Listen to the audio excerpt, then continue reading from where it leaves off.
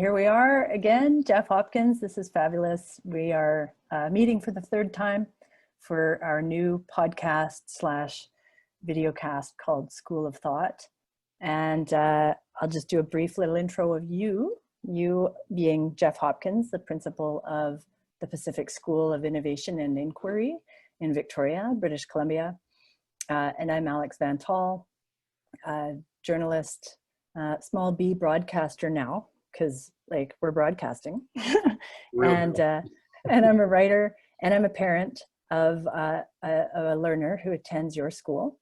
And I've been a follower and a fan for a number of years. And my job in these podcasts is to draw out the wisdom and experience that you hold about how to create a better model for learning for young people. So it's an honor, it's exciting, and welcome. How's your week been? It's been a busy week, but a good one so far. How about yours? Yeah, I would say the same. Like, it feels like all cylinders are firing this September. People have new ideas, new irons in the fire, and it just feels like lots of work and lots of energy, which is good. Yeah, it is good. You're right. It keeps us busy, but in a good way. Yeah. Yeah. And are you finding that learners are pretty stoked to be back at school after the 6-month hiatus from COVID? Yeah, they seem to be really happy to be back around other human beings, and the way we've set up the school was a relief, I think, to them to see that they can be safe but still be around other people. It's been kind of a an arrangement that's been hard for them to manage on their own. So the school's kind of facilitated that for them. Yeah. They seem pretty happy about it. Whenever I want to know what's going on in the school, there's a memes page that someone has created called Sci Memes. Sci Memes. I just look at that to see what's really going on, and I get a sense that people are actually feeling very good to be back at school. That's good. Yeah. And I was just talking, my sister stopped in just about half an hour ago and was sitting with me, and my son Ethan came out, and he's in grade 11 at Sci. And the inevitable question from a visiting aunt is, how's school going? And he said, I was worried that it would be that would feel really weird and sort of constrained, but he said that there's no feeling like that at all. It's everybody's in the groove and following protocol and really enjoying having that social interaction again.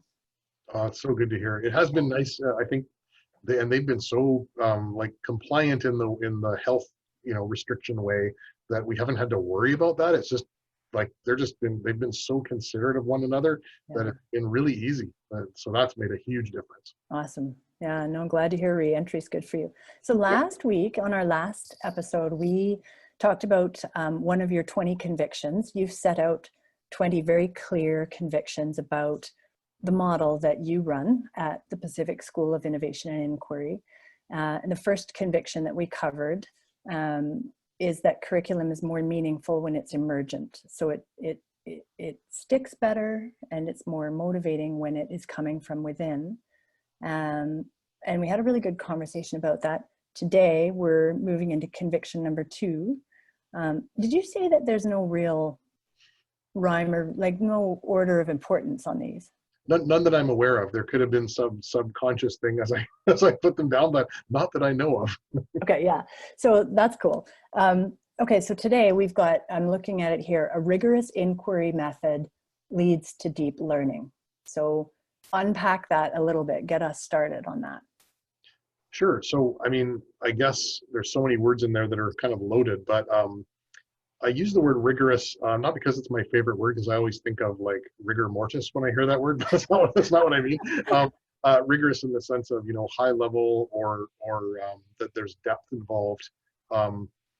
Sometimes when we talk about things like inquiry-based learning, or even, lots of other newfangled education terms, a lot of people feel that you are watering down the academic value of it, or that it's really, as a friend of mine who's a superintendent says, it's all love, trust, and pixie dust. Like there isn't actually any real substance to it. And so that's why I've used the word rigorous. And then, inquiry is another word that, means different things. It has lots of connotations. We've seen a lot of people use the word lately because it's become a bit of a buzzword in education. So this model happens to be a rigorous one, not just one where it's not just about doing a research project or someone telling you some questions you should ask, or it's a big model, and it's something you have to live, and it takes years. And yeah, so it's a large beast. So, okay, back up a second. You Yeah, said it takes years. Like, yeah. from which perspective does it take years? I think from the perspective of feeling like you're really good at it, Mm. not to say you can't start doing inquiry immediately, and also not to say that human beings don't learn this way all the time. We naturally do this. This is actually how we learn. But at school, we've somehow made people think that that's not how you're supposed to learn real things. Despite the fact that the minute you're not in school is exactly how you learn all the things that you actually want to learn. Um, so we have found that people don't give themselves permission to really engage in inquiry fully, sometimes for a couple of years. And then also there are some aspects to the formal way of doing inquiry that just takes a lot of practice. Getting used to asking questions that are going to lead to the inquiry, getting used to thinking of how you want to be assessed on the learning activities that you've engaged in, things like that. And that's, I mean, that could even be a lifetime, but it does take a while to get as good at it as people probably would like to be at it. Yeah. So, okay, inquiry is a word that is used all over the place now in education. Mhm. You use it in a very organized way. So tell me, like, define for me, what does the inquiry method look like? It starts with a question. Is that right? Yeah, a question or questions, and we have a really actually pretty thorough process. So the first step is asking some questions about things about which you are curious, and that's all. So it's not, we're in English, we're reading Shakespeare, we're reading Hamlet, ask a question about the role of Rosencrantz and Guildenstern. Um, Right. we are actually saying nothing more than, what are you curious about? That's it. Um, and for some people, that's the tyranny of the blank page when you're a writer. Like, Yeah, can you please tell me totally. a little more about what I should do? So we do have to help people think about what that might be. Get over the fear of, like, things that I want to learn might not be valid things, all that kind of stuff. Also helping people ask good questions that are going to lead to deep learning. So, Mhm. is there a system question? Is there a theory question? Is there a what if question? Those kinds of things. But it all starts with questions. Right. Even when people think they have no questions, they do have questions, and we can turn like a statement into a question. You can turn a goal into a question fairly easily.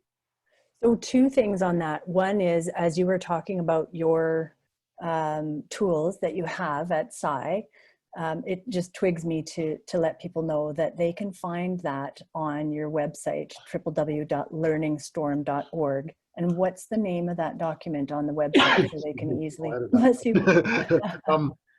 The name on the website is, sorry, what's the what part of the website is that, did you say? Yeah, like what's the name of the doc, or what's the little Oh, sub menu that they hit to get that inquiry method? it's called Inquiry Tools, and Okay. in there you'll see a thing that says Inquiry Guide, and we have one that's kind of filled out so you can see an example, and you can Oh, also good. have a blank one that you can use yourself. We also have a little video on there that one of our learners made that shows you someone going through the inquiry process that we have with an animation that they created. That's about 2 minutes long. So that's great. So lots of tools that people can actually go to the website, watch the video, and then actually download the guide and start using. So that's great. That was the first thing. And the second thing was, can you run me through an example of how you have guided a learner who has a question? Like what would that look like in situ? Yeah, well, we start with, fairly open-ended questions. Is there anything that you've been, really wanting to learn about? And sometimes that's all you need. Probably 75 or 80% of the time, that's all you need, and away they go. Um, More has to happen. Sometimes even that first opening can be difficult for people, where they say, I can't think of anything. Um, Now, of course, that's probably not true. They Usually that means they are censoring themselves because they're at school, and there's a whole bunch of things they want to learn. They're like, those aren't things I've done at school before. Right. So we have to help them open up that door. And then sometimes they're embarrassed about what it is, because it's just something that they feel is so pertains only to them and no one else could possibly be interested in that, so it couldn't possibly be worthy of study. It is, of course. So we have to break a few things down to help people get in there. And it's really a coaching process. Right. One of the questions, for example, that sometimes helps in that early stage is, if you weren't at school right now, what would you be doing? And then That's a good I would be question. doing science. Like, Yeah. why would you be doing that? And then that usually leads them pretty quickly into what they like to learn. And so I find, like, on the psychological front, that's super affirming for children. Like you were saying, they'll show up with this idea that a burning interest that they have is not an appropriate interest that they can explore at school, because school is for school and my own interests are for my own free time. So just, it's like giving permission to have the interests that you have. And that's really a good message for a child's developing self-worth. Hey, It's very good. It's very good. So, and then some people, they have no problem doing that at all. As I mentioned, they just, they have their interest and away they go. The next massive psychological barrier you have to help people through is, if this school thinks it's okay for me to learn about things that I already think are valuable, am I going to get a proper education out of this? So the school might think it's okay, but is the school actually doing what it needs to do? Is it doing what schools are supposed to do? So that's the next psychological barrier, which is, yes, it will. So then we have to show people how what they're doing is connected to lots of other things, and how good questions can take you to depth and can take you into all kinds of disciplines that you may not have originally thought of. okay, that's awesome. Thank you. You set it up perfectly for the next point that I wanted to ask you about, because you've broken each of these convictions into, supporting elements. And I'm going to read one here. You've written, when learners are free to ask questions based on their own curiosity about the world, motivation becomes automatic or intrinsic. Good questions, beyond just looking for the right answers, will lead to a level of depth that varies from person to person, but that normally results in greater depth than in prescribed curricula. So tell me how that happens. What we've found is that the motivation is a big part of it, because if you're really, really motivated to learn something, you're going to go deeper and farther than if you weren't. So they're not just saying, what is it that I need to know for the quiz on Thursday? Yeah. They don't care about the quiz on Thursday. They want to know about whatever subject X is in depth, for their own sake, not for anybody else's. What we've also found is that if it really is their own inquiry and it really is their own idea, they can get into some really very specific aspects of whatever it might be that they're studying, to a degree that we would normally not get into in high school, especially, where we often sort of skim across the surface of things. Yeah. In the name of well-roundedness. Heaven forbid we would go too deep into anything. So they do go deep into things. They take time and they really ponder. And if you give people a chance to do that, there's almost another layer that opens up, where they all of a sudden find out there's even more things to ponder, and you just get deeper and deeper as you go, as you allow yourself to. And does that, okay, you've got this fancy word that actually you were the first person, you're laughing already. You know that I love this It word. is. Yeah. And it's a word that I had never heard until meeting you and talking with you about this form of education, which is rare, because being a wordsmith, I know a lot of words, but the word is conciliance. And so my understanding is that it talks about interdisciplinarity. So go into a little bit of depth about that. Yeah, it was a word I learned from John Abbott, actually, and he recommended a book to me called Conciliance. And so I was like, oh, okay, I don't know what it means, but I'll read the book. And it's by Edward O. Wilson, who actually, Oh yeah, is quite a brilliant biologist and philosopher, I guess you'd have to call him. But Conciliance, as he defines it, is what he calls the unity of knowledge. And it's that there are analogous connections across disciplines, and there's great power when you can kind of reach the same conclusions through different disciplines. So if you reached a conclusion by looking at something biologically, and then you reached another conclusion that was analogous, but you were doing it through, looking at the legal system, and then you did it also through something that was, through art. That makes that concept so much more powerful and so much richer. And there's almost like a cross validation. Yeah. Those three streams kind of end up converging on the same, not answer necessarily, but they kind of take you in the same direction, or they reach a point where they are analogous.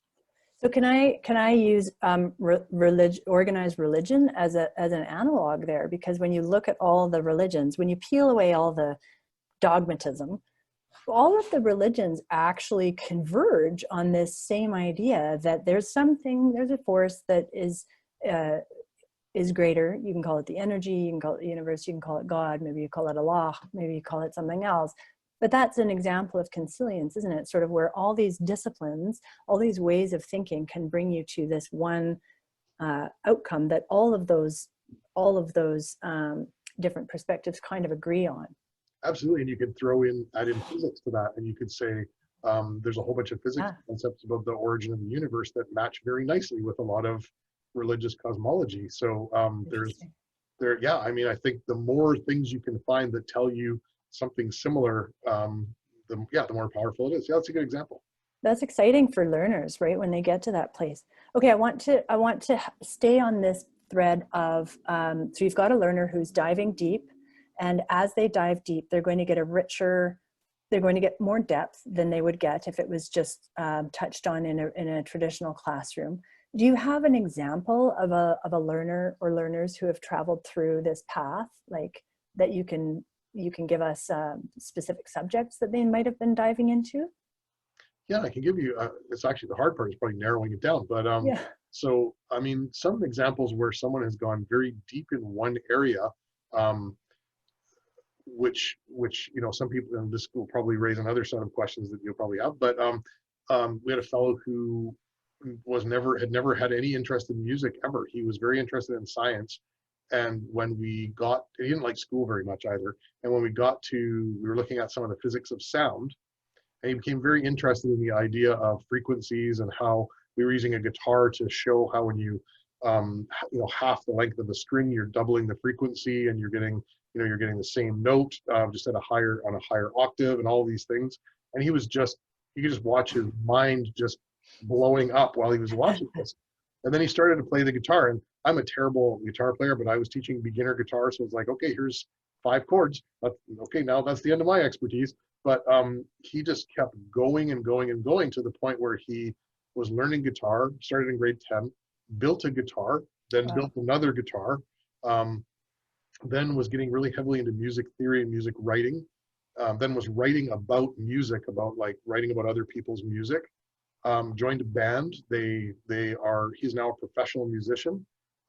They won Vancouver Battle of the Bands, and then they got a recording contract, and they have an album coming out any day, actually, that's well produced, that was paid for by their winnings of Battle of the Band.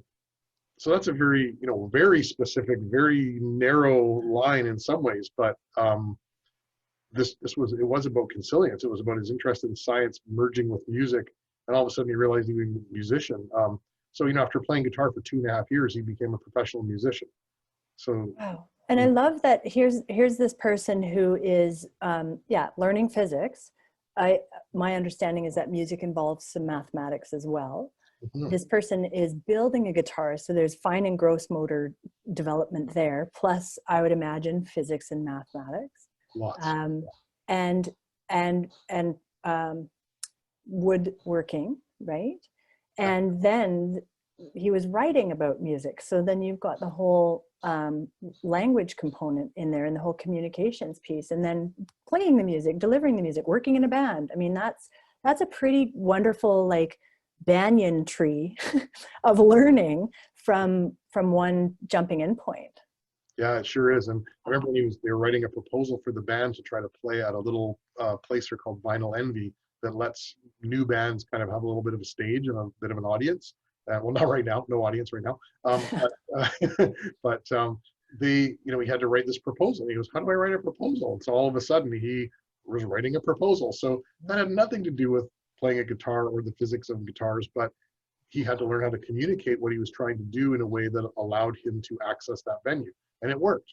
Yeah. So there's so many disciplines involved that are kind of hung on to that, lots of ornaments on that Christmas tree. Yeah. So examples like that, I mean, that learner that you were just talking about, that is a good way of showing educators and other learners that, just because your inquiry question starts as something relatively focused, it doesn't mean that you're going to only be in one little rabbit hole to the exclusion of everything else. And I think one of the key concerns with the inquiry model coming from the educator's perspective is, well, isn't that, my curriculum is very broad that I get to teach. Doesn't this inquiry look too narrow? So this, examples like that really sort of help to illustrate that it is not necessarily narrow. Not necessarily.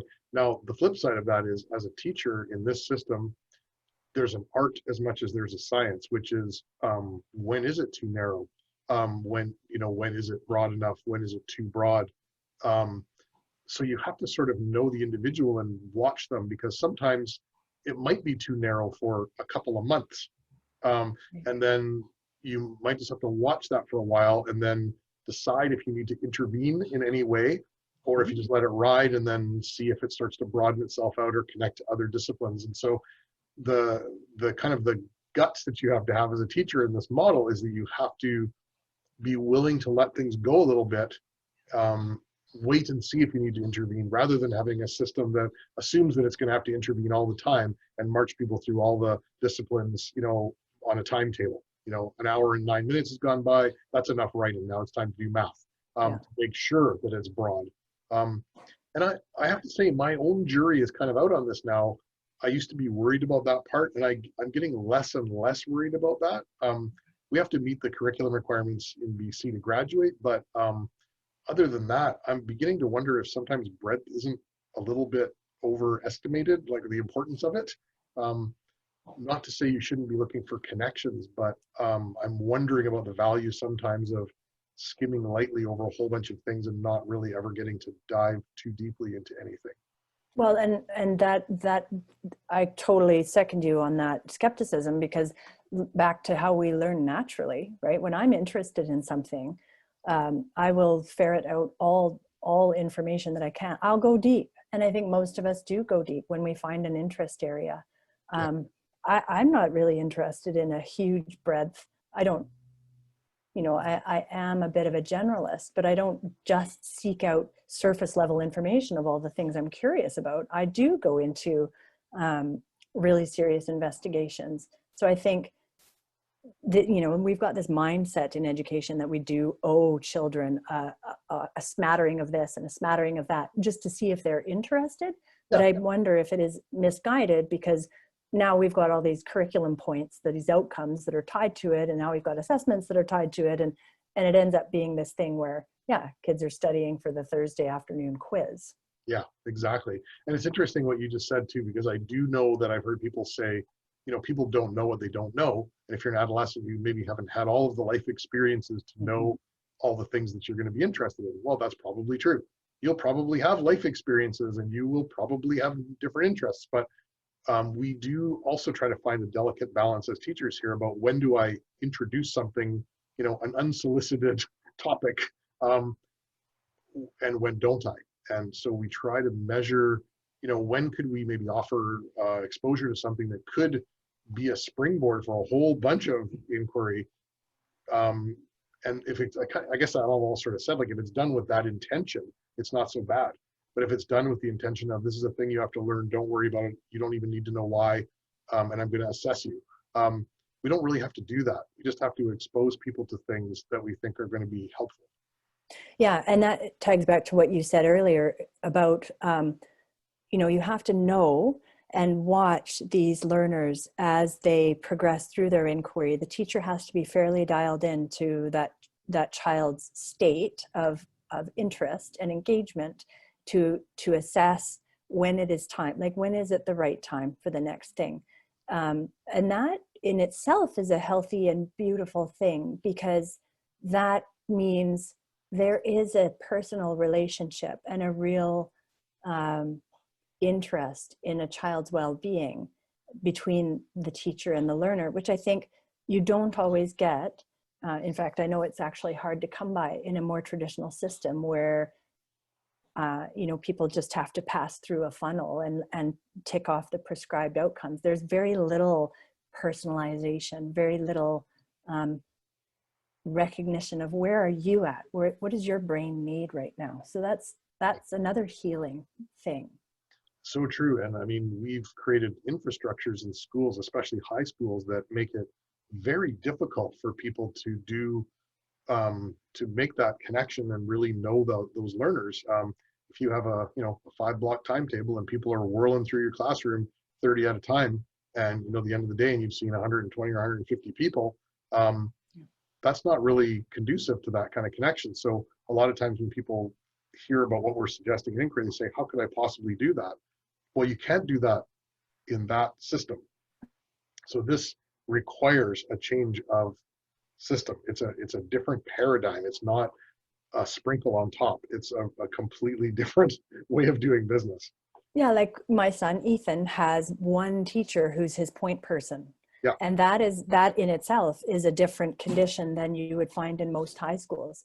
And this person his teacher is not a subject matter expert in the things that Ethan is investigating. However, what her function is to be a caring guide, to walk alongside this developing young intellect and developing young soul, and just, steer, nudge, make sure you don't fall into any holes. That actually is the role that adults should be taking with young people, and we often do outside the school setting, but in school school is this bizarre exception. I know, it seems to be the exception for everything. So at some point you have to ask, why is school an exception to everything else in a person's life? And then wait, isn't school supposed to prepare people for life? I know. Or even, I was just talking to somebody about this earlier today. It's actually okay to even start your life now. You don't even have to wait till you graduate. You might be living right now. Who knows? Yeah. This is a renegade idea, Jeff. Oh my God. Know. So, okay, as we finish, I just want to tap your brain for, this is a mindset thing, right? This is a mindset thing. There's a bit of resistance out there. Not so much, and so there's resistance, but there's also a bit of fear. What do I need to do to get my head around this? What do you recommend? What should people be thinking about in order to expand their schema to accommodate this kind of learning? Well, I think depending on what your own situation is, what your own context is, if you wanted to experiment and take, I don't know, even a couple of days and just let people ask some questions, free, even if it was sort of in a context I don't know, ask questions about books or ask questions about science, or it could be within your subject area, but just let them ask them and just see what they're curious about. Use the template and help them ask good questions. I think that's really important. Otherwise, it really will flop. But help people ask good, deep questions that are conducive to learning, and then just see what happens. Let them follow that for a little while, and you could do it for a week and see what happens. We worked with a very, very traditional school in China actually last year, and they wanted to try this, but they're terrified of it and worried that people might not be able to learn all the things they're supposed to learn for the exams. And so they took 2 weeks and they did an inquiry process for 2 weeks, interdisciplinary inquiry. They kind of stopped the presses and did this for 2 weeks. And what ended up happening is, of course, the process has a lot of steps to it, and they didn't really finish anything completely, but they did get far enough through it where they went, this really works. And so this year that school is taking a longer time to allow some of those inquiries to carry on. And they've even created a little block in the day that is get inquiries going, and then all the way through your year, you're going to be able to follow 1 or 2 of those inquiries all the way through for the year, rather than having to cut it off at the end of that 2 weeks. That's pretty exciting. Wow. So next year is going to be a really interesting year to check back with them and see whether they've implemented the model further. Yeah, we're pretty excited. They even translated a lot of our inquiry stuff into Mandarin, which is quite neat. That's handy. That's Awesome. really You'll have to put that up on the website. Yeah. Okay, good. So as we close, I'll just remind people that they can get some of the tools, the inquiry tools from the SCI website, which is www.learningstorm.org. And it's a good way to start, like Jeff is saying, you know, throw open the doors, get your students and learners to ask some of the questions in your subject area that are interesting. That's a really good start. Thanks, Jeff, for that discussion about Conviction 2, a rigorous inquiry method leads to deep learning. And we will reconvene next week for Conviction number 3. I look forward to it. It'll be great. Awesome. Thanks, Jeff. Thank you.